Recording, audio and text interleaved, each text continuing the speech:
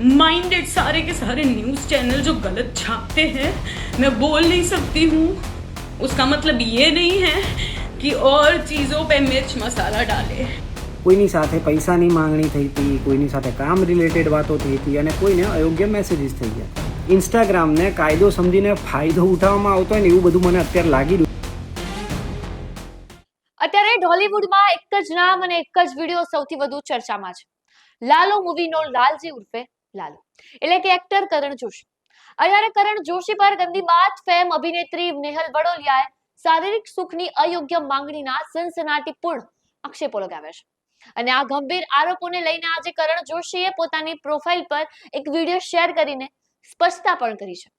પરંતુ સૌથી મોટો સવાલ એ ઊભો થાય છે કે કેમ નેહલે અચાનક જ પોતાના પેજ પરથી કરણ જોશી સાથેની અશ્લીલ ચેટનો વિડીયો ડિલીટ કરી નાખ્યો. શું છે આ વિડીયો ડિલીટ કરવા પાછળનું અસલી કારણ? એ જાણતા પહેલા લલકાર ન્યૂઝને લાઈક, શેર અને સબસ્ક્રાઇબ જરૂરથી કરજો. નમસ્કાર, લલકાર ન્યૂઝ સાથે હું રિયા રાવલ.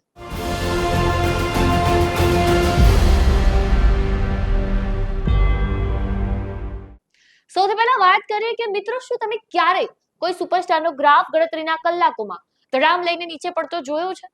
જો ના જોયો હોય તો અત્યારે જ એક્ટર કરણ જોશીનું ઇન્સ્ટાગ્રામ એકાઉન્ટ ચેક કરી લો. પડદા પર ભગવાન કૃષ્ણના આશીર્વાદથી 100 કરોડની કમાણી કરનારો લાલો અસલ જિંદગીમાં દુશાસન ક્યારે બની ગયો? જી હા, લીડ એક્ટર કરણ જોશી પર જે આરોપો લગાવ્યા છે નેહલ વડોલિયાએ, એક ગંભીર આરોપો બાદ અત્યારે ઢોલીવુડ હચમચી ગયું છે. અને આ કોઈ સામાન્ય અફવા નથી કે હવાઈ વાતો પણ નથી. નેહલે પુરાવા સાથે સોશિયલ મીડિયા પર વાયરલ કર્યા છે અને આક્ષેપો પણ લગાવ્યા છે. શું છે આક્ષેપો અને શું છે આ ચેટ, એકવાર આપણે આ વિડીયોમાં જોઈએ. जब आप किसी को जानते हो और वो ऐसा करे ना तो तुम्हारी रातों की नींद हराम हो जाती है. ये बंदे का मैं मूवी देखने गई थी, इतना बोला बाला था इस मूवी का, इतना पॉपुलर हुआ कि मैं मूवी देखने चली गई और फिर होता है ये. आप खुद ही देख लीजिए. और इसका कहना भी कुछ और ही है इसमें, और इनका कहना ये है कि इसके दोस्त ने लिखा था ये, है ना, और फिर डिसअपियर मूड भी कर देता है इसका दोस्त. वाह. अब आप मैंने इसको रिप्लाई तो दिया है. आप કોલ કરવાથી બેટર છે કે હું તમને મેસેજ જ કરી દઉં, બરાબર છે?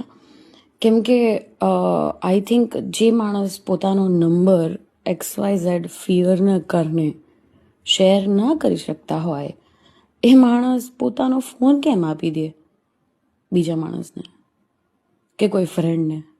એ that's a question, right?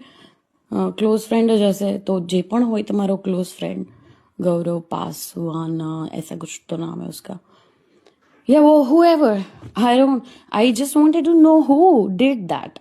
Yeah.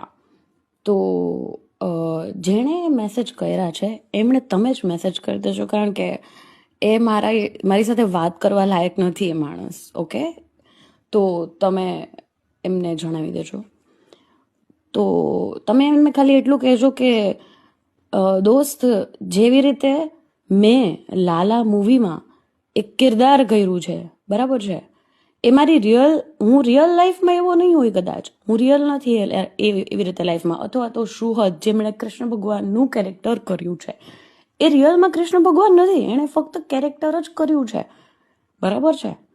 તો એ રિયાલિટી તો ખબર જ છે આપણે બધાને. તો એને કે જેવી રીતે તું મને ઓળખે છે કે ભાઈ મૂવીમાં મેં જે કેરેક્ટર કર્યું એ તો બહુ મસ્ત, બહુ સારી રીતે મેં એક એક્ટ કર્યું છે, એવી જ રીતે નેહલ વાડોલિયા એની વેબ સિરીઝમાં એક્ટિંગ કરે છે. શું કરે છે? એક્ટિંગ. એને તારે રિયલ લાઈફમાં જજ કરવી હોય ને કે કેવી છે, શું કરે છે, કેટલી વિશે એની લાઈફમાં શો થાય છે, તો એના ખાલી ઇન્ટરવ્યુ જો છે, બરાબર? એને કહેજો કે ખાલી એના ઇન્ટરવ્યુ અને એના પોડકાસ્ટ જો છે. અને એ ના ખબર પડતી ને, અરે ચલો એમ ના ખબર પડે ને તો એ માણસ, મતલબ એને બુદ્ધિ નહીં, બુદ્ધિમાં કંઈક ઓછું હોય છે. અને કોઈ પણ માણસને છે ને કંઈ પણ કહ્યા વગર, જજ કર્યા વગર ને પોતાની જાતને એના શૂઝમાં રાખી શકવાના, વિચાર કરવાનો. ના જ રાખી શકે કોઈ, પણ એકવાર વિચાર કરવાનો કે પોતાની જાતને એના શૂઝમાં રાખી અને વિચાર કરવાનો કે તમને આવું કોઈ કહી જાય તો તમારી શું ફિલિંગ આવે. તમને ખબર છે હું છેલ્લું ક્યારે મૂવી જોવા ગઈ હતી ને એ મને નથી ખબર, મને યાદ જ નથી હું ક્યારે મૂવી જોવા ગઈ હતી. કેમ કે હું જોવા જાવ જ નહીં, હું બહુ ઇમોશનલ માણસ છું. મને બહુ હું ક્લોઝ થઈ જાઉં, મારી બધી જ ઘટનાઓ મને યાદ આવવા માંડે. મારી લાઈફમાં એટલું બધું થયું છે. હું અત્યારે એક રેપ વિક્ટિમ છું, ડિપ્રેશનનો શિકાર હતી. પોલીસ અને પ્રશાસન ગવર્મેન્ટના કારણે હું અત્યારે ઓકે છું, સારી એવી સેફ જગ્યાએ છું. મારો ફોન બધી જ વસ્તુ રેકોર્ડ થતી હોય, everything including WhatsApp, audio calls, everything. કોણ મને શું કહે છે, everything is like reporting somewhere. Okay, તો ઘણી બધી વસ્તુ થતી હોય એમ, મતલબ અગર મને એવું કંઈ લાગે તો હું રિપોર્ટ કરતી હોઉં, બરાબર ને? એ લોકોને પણ ખબર જ હોય. તો હું અત્યારે બહુ જ મારી કન્ડિશન શું ચાલી રહી છે રિયલ લાઈફમાં એ ના ખબર હોય ને તો વાત નહીં કરવાની, બરાબર? આવા મેસેજ નહીં કરવાના. અને એટલા ચાલાક હે માણસ કે પહેલાં તો જોવે મારા મેસેજ, પછી એ પેલું વન વોચ મૂડ કરે એન્ડ દેન આવા મેસેજ લખે. વાવ, આવા છે તમારા દોસ્ત કે જેમણે આ લખ્યું છે એ? હા, ચલો વાંધો નહીં. જય શ્રી કૃષ્ણ. આજ પછી છે ને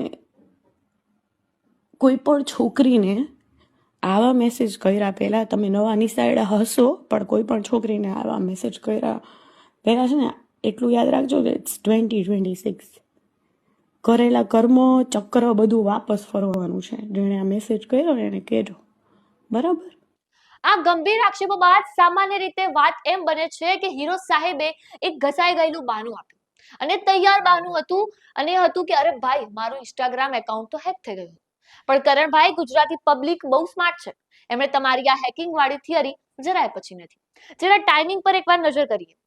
કરણનું ઇન્સ્ટાગ્રામ એકાઉન્ટ જ્યારે હેક થયું ત્યારે જાન્યુઆરીનો સમય હતો, જ્યારે લાલો ફિલ્મની ભવ્ય સફળતાની ઉજવણી ચાલી રહી હતી અને કાસ્ટિંગ એક્ટર્સ પ્રમોશન માટે અલગ અલગ શહેરોમાં હતા. નેહલે જે ચેટ વાયરલ કરી છે તેમાં તે સાફ કહી રહી છે કે એ સમયે કરણે એવું બહાનું કાઢ્યું હતું કે તેના ફોન તેના મિત્ર પાસે હતો. હવે સવાલ એ છે કે જો ફોન મિત્ર પાસે હોય તો ઓફિશિયલ સ્ટેટમેન્ટમાં ઇન્સ્ટાગ્રામ હેક થવાનું નાટક કેમ? અહીં કરણ જોશી પોતે જ પોતાની વાતોના વમળમાં ફસાતા દેખાયા છે. અને આ વાયરલ ચેટને લઈને નેહલે સોશિયલ મીડિયા પર આગળ શું કહ્યું છે એ પણ સાંભળીએ. अब तक की लाइफ में मैंने एक चीज़ तो सीखी है, जब आप किसी की कंप्लेन करते हो ना, वो आपसे बड़ा हो या छोटा हो, उसका कोई मतलब नहीं है. आप सही हो, आप ट्रस्टवर्दी हो, आप गलत नहीं कर रहे हो, अगर आप सच बोल रहे हो तो पीपल आपकी सुनेंगी. Trust me. પણ આખી વાર્તાનો સૌથી ચોંકાવનારો અને શરમજનક વળાંક હવે સામે આવે છે. નેહલ વડોલિયાએ ખુલ્લેઆમ આરોપો લગાવ્યા છે કે આખો મામલો દબાવી દેવા તેને ઇન્ડસ્ટ્રીના 5 મોટા માથાઓએ મળીને એક ગુપ્ત પંચાયત ભરી હતી. તેને ભગવાન કૃષ્ણના નામે ડરાવવામાં આવી અને ઇમોશનલ ટોર્ચર કરવામાં આવી કે જો આ વિવાદ બહાર આવશે તો ભગવાનનું નામ બદનામ થશે અને ફિલ્મની 100 કરોડની કમાણી પર મોટી અસર થશે. અરે ભાઈ, કાંડ તમે એસીમાં કરો, ગંદી અને અયોગ્ય ડિમાન્ડ તમે કરો અને નામ ભગવાનનું બદનામ. આવી ધાર્મિક ભાવનાઓનો આશરો લઈને પોતાના પાપ છુપાવવાની હિંમત ક્યાંથી આવે છે? હવે સોશિયલ મીડિયાનો અસલી ખેલ જોઈએ. આ સમાચાર આવ્યાને હજુ માંડ 24 થી 48 કલાક થયા છે અને હીરો સાહેબના એકાઉન્ટમાંથી ધડાધડ ફોલોઅર્સ ગાયબ થઈ ગયા છે. સૌથી પહેલા એકવાર જૂના સ્ક્રીનશોટ ઉપર નજર કરીએ કે પહેલા કરણના 1,28,000 ફોલોઅર્સ હતા, જે ઘટીને અત્યારે સીધા 1,27,000 થઈ ગયા છે. એટલે કે જનતા જ હવે જાતે અનફોલોનું બટન દબાવી રહી છે. તો બીજી તરફ નેહલના ફોલોઅર્સમાં હજારોનો વધારો થયો છે.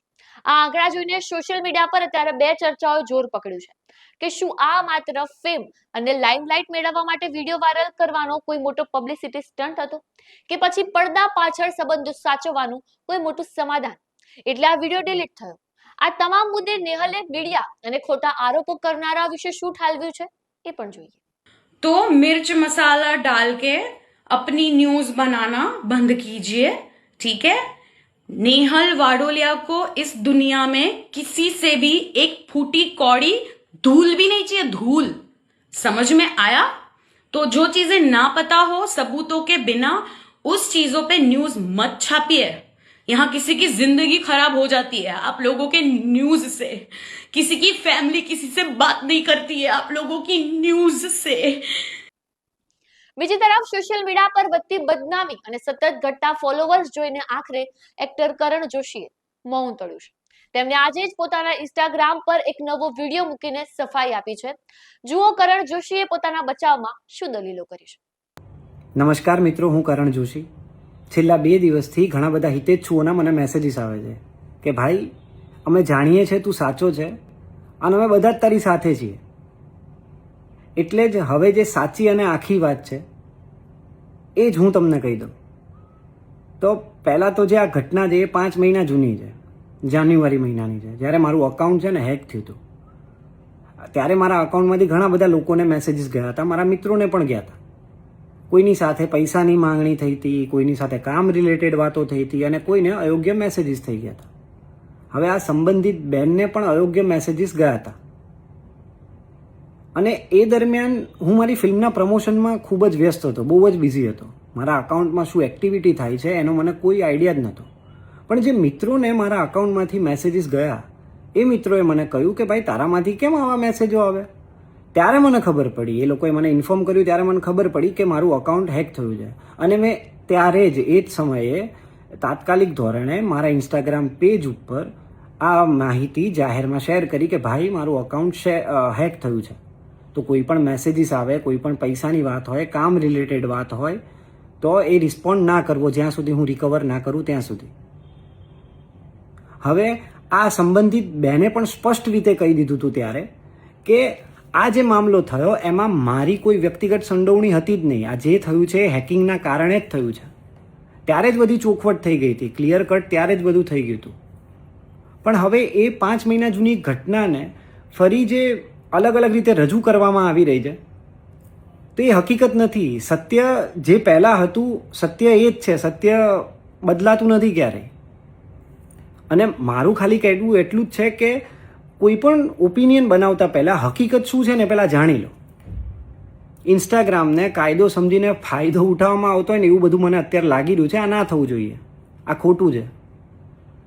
અને દરેક સ્ત્રી સન્માનને પાત્ર છે, દરેક સ્ત્રીનો આદર કરવો એ આપણા બધાના સંસ્કારનો ભાગ છે. મને સાચું શું છે ને એના ઉપર વિશ્વાસ છે બસ. અને આ વિડીયો બનાવવાનો માત્ર હેતુ એટલો જ છે કે તમારા બધા સુધી સાચું પહોંચે. Thank you so much. જય દ્વારકાધીશ.